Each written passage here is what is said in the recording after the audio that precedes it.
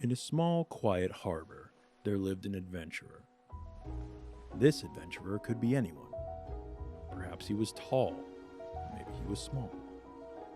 His hair might have been dark or light, his skin smooth or weathered by time. He could be young or old, weary or eager, bold or cautious. He might not even be a he, but instead a she, or they, or them. He was, above all else, a person. Someone searching, someone striving, someone curious about what lay beyond the horizon. Someone like you. Someone like me. For me, this story is about a young boy. I encourage you, however, to imagine a version of yourself in this tale as we embark on this journey together.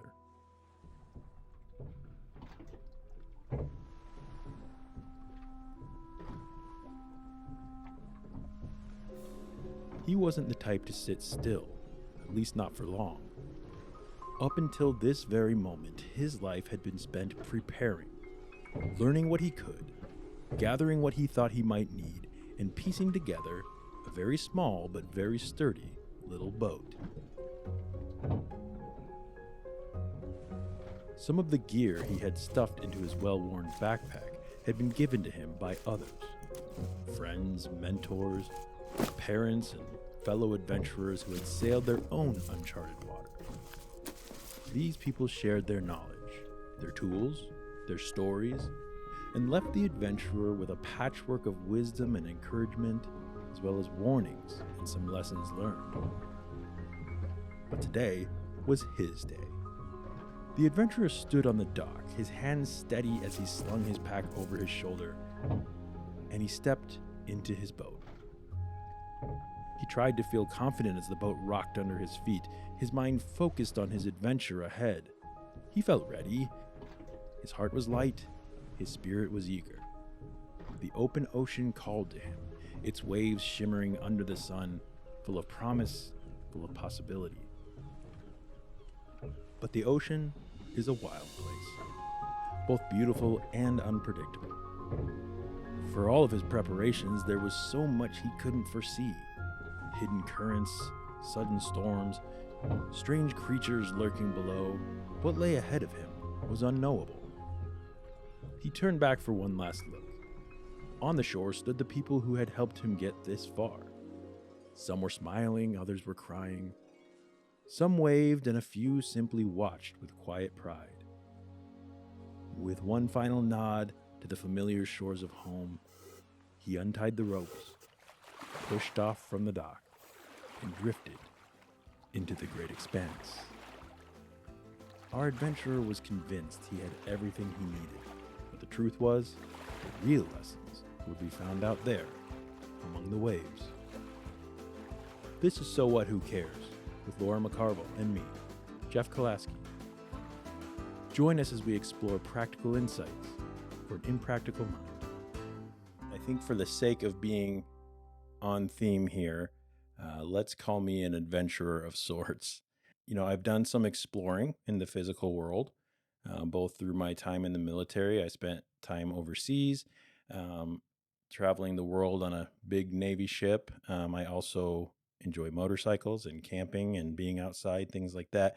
But these last few years, I feel like I've been adventuring more into my own mind. And some of that is because I have been forced to. There's been new levels of stress and anxiety. There's been feelings that I haven't had, both very good and very not good. And I've had a new experience with therapy. I also have a background in psychology. So my major in college was psychology.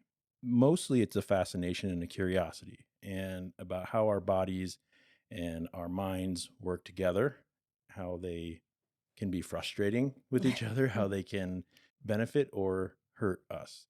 Some things we have control over and some things we don't. And some things we just need some help getting to a place where we know how to control them, or we can practice those things, and all for the sake of evolving and changing and bettering ourselves, right? Mm. My adventures have also taken me into a digital world, which is where we are right now.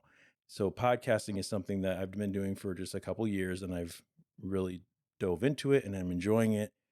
I've experimented with things like film reviews and trivia game shows, all mostly for fun and entertainment. But I also have had the opportunity to sit down and interview and kind of pick the brains of people that I respect or that are doing things in the world that are helpful and necessary and things like that. That's actually how I met you, Lora Yes. McCarville, our co-host of this new show. Laura, welcome to the beginning of this journey we're on. I'm so excited. Yeah, me too. Yeah. Um, I was introduced through you Hmm. to you through my wife Nikki, Yep, um, and because she's known you for years now, that's right. and you have helped her in a lot of ways. She thinks the world of you. My sister and I had the opportunity in another podcast to come and talk to you. Mm-hmm. We sat for about an hour and a half, but a seed was planted, I believe, that helped me to think about and analyze what I was dealing with at that time that you may not have even known about, Mm-hmm. that helped me to just repicture some of that. And I've listened to that episode that we've done, listened and watched it probably 6 or 7 times now.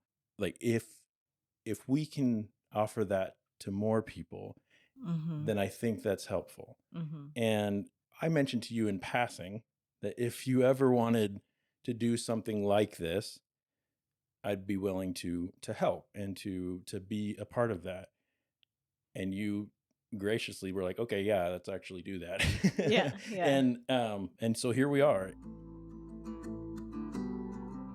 Tell us who you are and answer the question that everyone wants to know. What do you do? Yeah, The one you okay. don't know how to answer. I don't know how to answer it, but I do see a sort of reoccurring theme through my life. And I would say what it all shakes out is I'm a teacher. Mm, Um, Different vehicles, but always a teacher. So my background is in special education. So I was a high school teacher for years, became a yoga teacher, meditation teacher, mindfulness teacher, moved into somatics, and then got really curious about the mind, not in the way of mindfulness, but maybe there were some things we were missing mm-hmm, when traumas got a little bit bigger than what asana or yoga or mindfulness could really do. So my training sort of changed, and um, still spiritual teacher.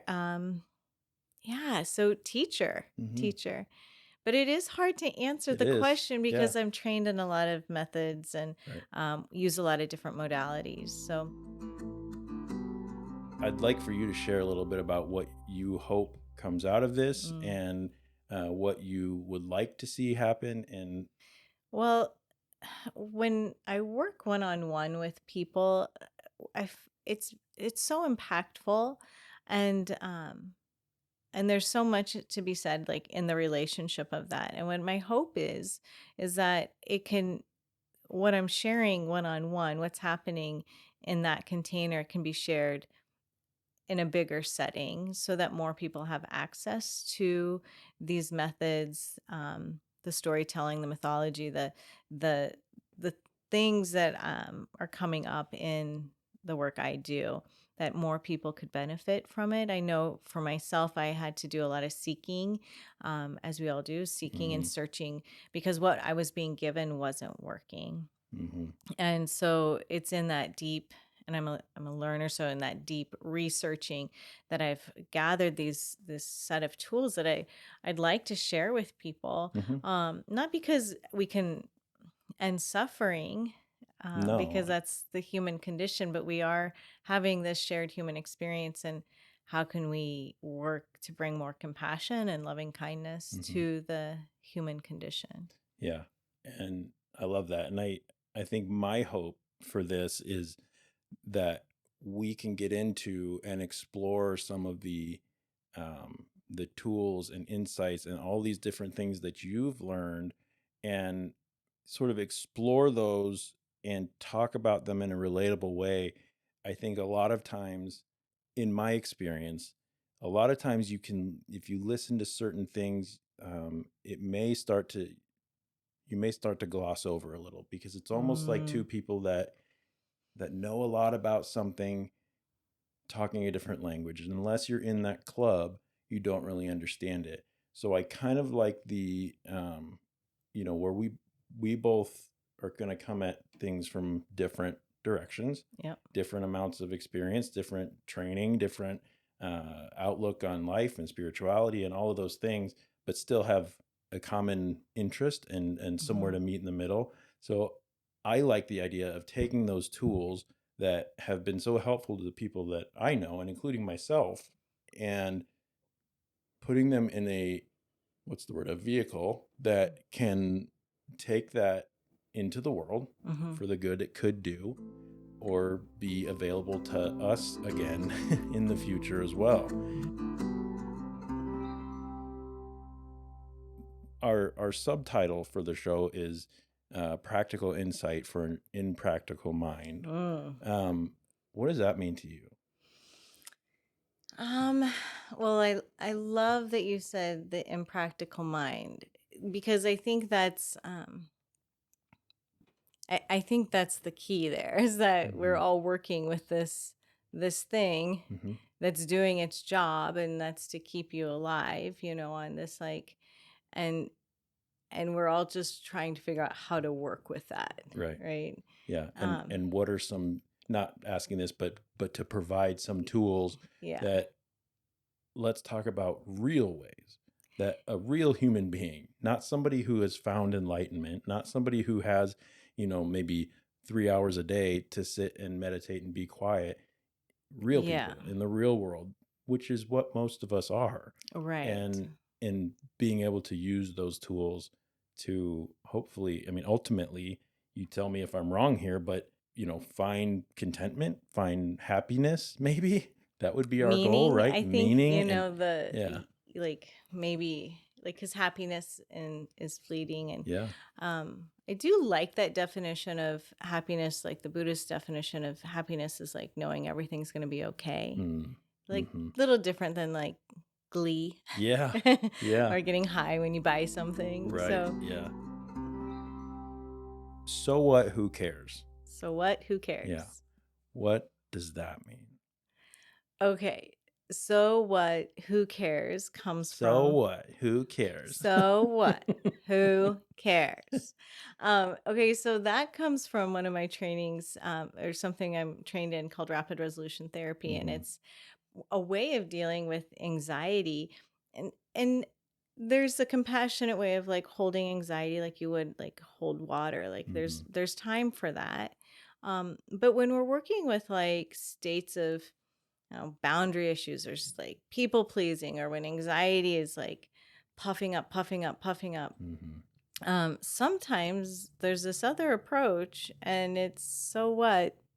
Who cares? It's kind of like, get out of my life right now. Yeah, like, no, right. Okay. Like right now, I'm not being chased by a lion.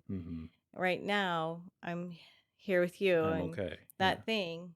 So what? Who cares? One of the things that I thought, so you used that technique with me when we first met, and it stuck in my head, and it's really powerful in the way that you just described it. But I also think that there's, like a lot of small phrases, there's a lot of things that can be interpreted differently as well. And another way I think of looking at that is, so what? Who cares? Coming from a place of maybe sorrow or loneliness. I've been in places, and I would imagine that the majority of humans have been in a place where you wonder, so what about my feelings? So what about like who really cares? Is there anyone out there? Is there anyone listening? Is there anybody or anything or any spirituality or anything like that so what? Why am I here? Mm-hmm. You know, that's the question of existence, right? You could get into that. So what? Does this feeling that I have really mean anything, really matter, really have any effect on the world? And who cares? As a person who likes to be on an adventure, I like the idea of going on a new one where we kind of don't know what's coming next. We kind of don't know. We have some thoughts about what that could look like, but it's like taking off on my motorcycle without really knowing my end goal. I know what direction I'm headed. We know where we're going with this for the most part. But the stops along the way, the people we meet, the tools we find, the conversations we have, and which parts of those conversations are going to stick into with us, that always surprises me. So I'm excited about that. Me too. So this is us embarking on a journey into what I would consider probably one of the wildest, most uncharted territories out there, which is the human psyche, the brain, right? Our bodies and the unknown. So are you ready to get into this? Yeah, I am. Let's All right, go. let's do it. Yeah. So I guess just stay tuned, everybody, and we will be back soon with episode 1 of So What? Who cares? I care. Yeah, me Everybody, too. I care. Do you care? Yeah, me too. And with that, his story began. The horizon stretched wide and endless before him, shimmering with both promise and uncertainty. Each wave carried him further from the familiar and closer to the lessons waiting just beyond sight. Out there, on the open ocean, he would find not only new challenges, but also new pieces of himself. And though the winds might howl and the waters may rise, he knew that every storm carried a whisper of growth, every calm a chance to breathe. His story was just beginning, and so is ours.